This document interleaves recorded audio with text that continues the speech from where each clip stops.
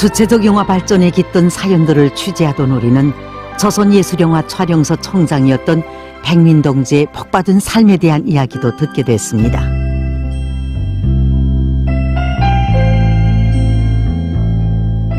백민동지로 말하면 지난 조국해방전쟁 시기 우용군으로 공화국의 품에 안겨 참된 삶을 누리며 위대한 수령님과 위대한 장군님의 사랑과 믿음 속에 영화예술 부문에서 오랫동안 사업한 일꾼이었습니다.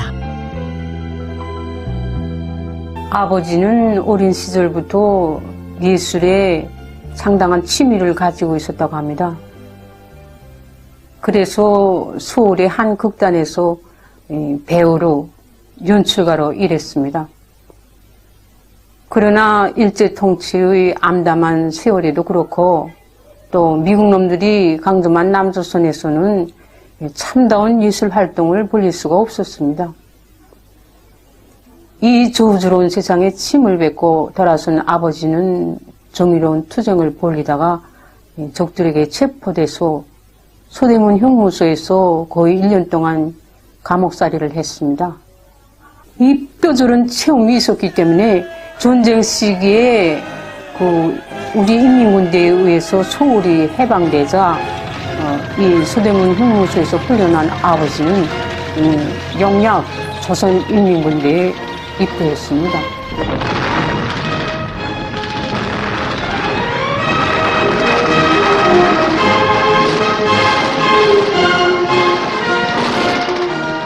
전쟁 기간 백민동지는 주로 군대의 예술단체들에서 예술활동을 벌였습니다. 공화국의 품은 그가 그처럼 소망하던 참다운 예술 창조의 꿈을 마음껏 실현할 수 있는 활무대였습니다. 1960년대에 들어서면서 그의 인생에서는 극적인 전환이 일어나게 됐습니다. 위대한 수령님과 위대한 장군님을 만나 뵙고 지도를 받게 된 것이었습니다. 위대한 수령님과 위대한 장군님께서는 그를 자주 불러주시고 혁명적인 예술인 부대 지도 일꾼으로서의 안목과 능력을 키워주셨습니다. 촬영소 일꾼들과 창작가 예술인들 치고 그런 행운을 지니지 않은 사람은 없지만 그 중에서도 백민동지처럼 정말 오보이 수령님과 위대한 장군님의 지도를 많이 받은 그런 일꾼은 드물 것입니다. 그 중에서도 촬영소 현지에서 진행된 당중앙위원회 정치위원회 확대회의는 그의 인생에서 특별히 우위 깊은 계기로 되었습니다. 1964년 12월 8일 조선예술영화 촬영소에서는 촬영소 일꾼들과 창작가 예술인들도 참가하는 조선노동당 중앙위원회 정치위원회 확대회의가 진행됐습니다. 위대한 수령님께서 혁명교양, 계급교양에 이바지하는 혁명적 영화를 더 많이 만들어내도록 몸소 조직하신 회의였습니다. 그때 백민동지는 촬영소 부총장으로 이 회의에 참가하게 됐습니다. 바로 이날 이 회의실에서 위대한 수령님께서는 당중앙위원회 정치위원회 확대회의를 소집하셨습니다. 이 확대회의에서 위대한 수령님께서는 이 혁명적 영화를 많이 만들자면 그 영화를 만드는 우리 영화 부문의 창작가들 자신부터 철저히 혁명화해야 한다고 하셨습니다. 그러시면서 위대한 수령님께서는 영화를 만드는 일은 밥벌이를 위한 직업이 아니라 중요한 혁명 사업이라고 하시면서 우리 사람들을 혁명적으로 교양하고 그들을 혁명투쟁이로 힘있게 불러일으키는 좋은 영화를 많이 만들자면 우리 배우들을 비롯해서 창작가 예술인들 자신이 철저히 혁명화되어야 한다고 교시하셨습니다.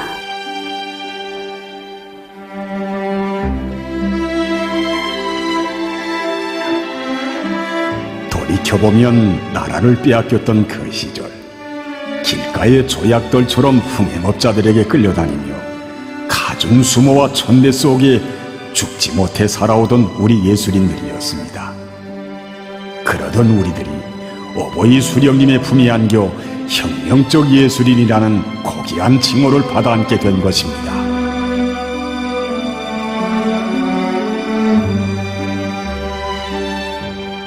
당시까지만 해도 영화예술 부문 일꾼들과 창작가 예술인들은 혁명적인 영화를 많이 만들어내야 할 시대적 요구에 비해 사상 정신적으로나 예술 실무적으로 원만히 준비되어 있지 못했습니다.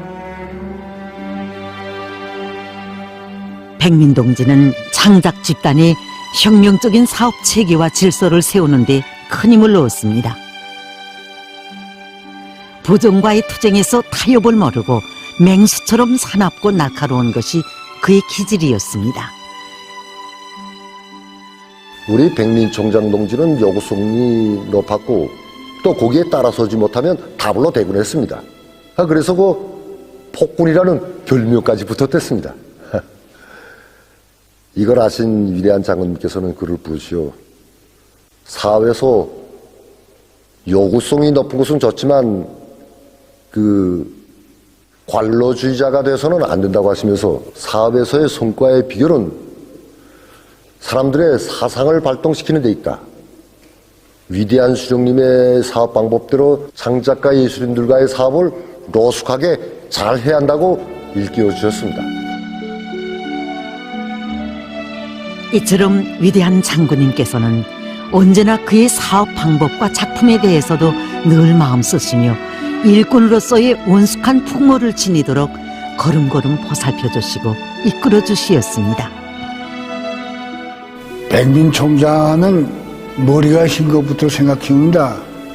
백발이 입혀서 멀리서 인차 알아볼 수 있었습니다. 한때 그런 머리로 장군 앞에 나서는 것이 전사의 도리에 맞지 않다고 생각하면서 머리를 염색하려고 했습니다. 위대한 장군님께서는 물감을 들이지 말라.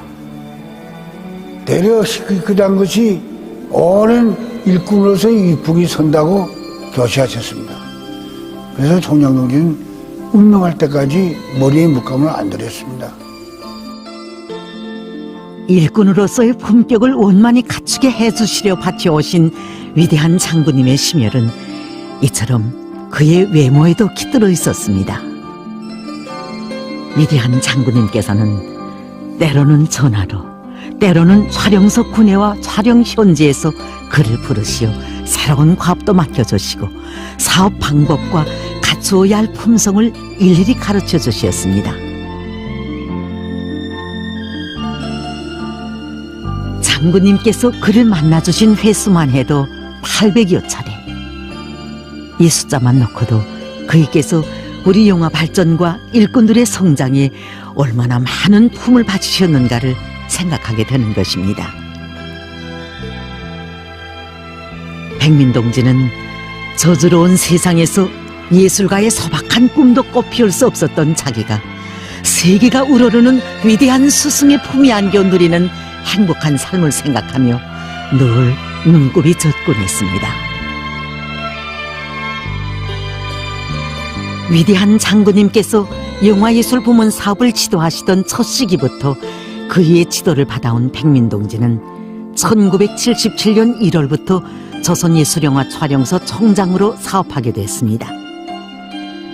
어버이 수령님의 전기하신 영상을 예술영화 화면에 모신 첫 혁명영화인 누리의 푸른불이 창작되던 때였습니다.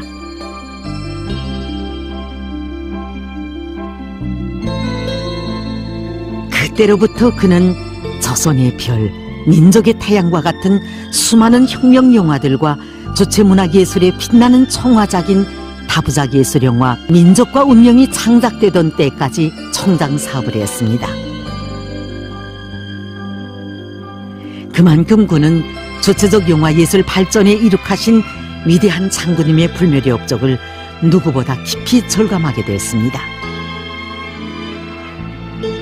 그럴수록 그는 창작 집단 안에 오직 위대한 장군님의 사상과 의지대로만 살며 일하는 기풍이 차넘치게 하는 데서 책임 일꾼으로서의 본분을 다하기 위해 힘썼습니다. 그리고 여기에서 늘 대중의 본보기가 되곤 했습니다. 그는 엄하고 성격이 칼날 같으면서도 눈물도 많았습니다. 장군님께 올리는 맹세문을 눈물을 흘리며 낭독하던 일이 지금도 잊혀지지 않습니다. 또 장군님 앞에 나서면 어린애처럼 눈물부터 앞서곤 했습니다. 그래서 언젠가 위대한 장군님께서는 백민동무는 자신께서 전화로 찾으면 자꾸 운다고, 너무 울기 때문에 자신께서 말하기 힘들 때도 있다고 회고하신 적도 있습니다. 백민 총장 동지에 대한 위대한 장군님의 회고교시 가운데는 이런 내용도 있습니다. 위대한 장군님께서 예술영화 촬영소 사업을 직접 지도하실 때 화합을 주기 위해서 새벽 4시건 5시건 전화를 하면 언제나 그는 사무실에서 전화를 받고 주는 지시를 제때 성실히 집행하곤 하였다고 교시하셨습니다. 훗날 아버지는 항일혁명 투쟁 시 김효, 차광수 동지를 비롯한 청년 공산주의자들이 위대한 수용인보다 나이가 훨씬 우였지만 그 일을 진심으로 받들어 모시고 따른 그 심정을 자기는 위대한 장군님이 지도를 받으면서 일할 때부터 심장으로 체험할 수 있었다고 이렇게 이야기했습니다. 만나 뵙는 첫 순간부터 그 출중함으로 만 사람의 심장을 매혹시키시는 위대한 분을 스승으로 어버이로 모시고 그의 전사로 사녀 일하는 긍지와 영예감을 언제나 심장 깊이 안고 산 그였습니다. 당을 따르는 길에서 앞으로도 변함이 없어야 한다고, 당을 따라 영원히 한 길을 가며 그 길에서 살아도 같이 살고 죽어도 같이 죽어야 한다는 최상의 믿음을 안겨주신 위대한 장군님.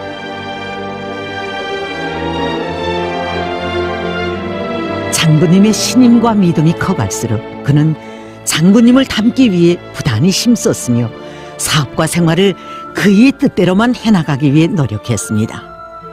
그래서 두 아들을 예술을 배우기 전에 저국보의 처소에 세우기도 했습니다.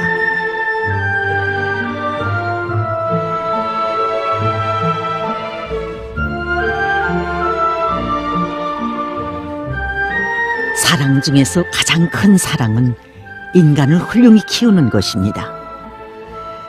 천만인민 모두를 훌륭한 혁명가, 공산주의적 인간으로 키우는 우리 당의 품이 있어 백민동지도 혁명적 영화예술인 부대 지일꾼으로 참다운 삶을 빛낼 수 있었습니다.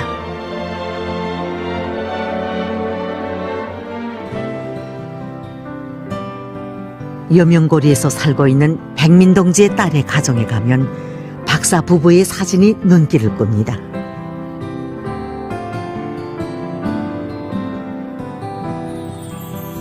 언제인가 위대한 장군님께서는 온화한 출판기관에서 일하는 백민동지의 딸이 학위를 수여받은 사실을 아시고 그의 가정에 따뜻한 축하를 보내주셨습니다. 은정어린 축복을 받아 하는 그 딸이 보답의 일념으로 열정을 다하여 박사까지 된 것입니다. 사랑과 은정은 이뿐이 아니었습니다. 위대한 장군님께서는 영화 연출가로 일하던 백민동지의 맏아들이 잘못됐을 때에는 못내 가슴 아파하시며 그 자녀들을 잘 키우도록 조치를 취해 주셨습니다. 위대한 장군님의 배려로 혁명학원에서 공부한 오빠는 그 학원을 졸업하고 혁명의 청대를 잡았습니다. 지금도 군관으로 복무하고 있고 저도 역시 군복을 입었습니다. 위대한 수령님과 위대한 장군님께서 우리 할아버지에게 돌려주신 사랑과 배려는 손자들에게도 그대로 이어지고 있습니다. 우리 형제들은 다 대학을 졸업하고 또 현재 대학에서 공부하고 있는 사람도 있습니다. 그리고 저처럼 성주한견에서 일꾼으로 사업하고 있는 사람도 있습니다. 우리 할아버지 세대가 대로리어 충성을 다합니다 이 노래를 부르면서 위대한 장군님을 진심으로 받던 것처럼 우리도 경애한 아버지 김정은 원수님을 충성 다해 모시며 고마운 이 제도를 받드는 길에 국민적 본분을 다해 나가겠습니다.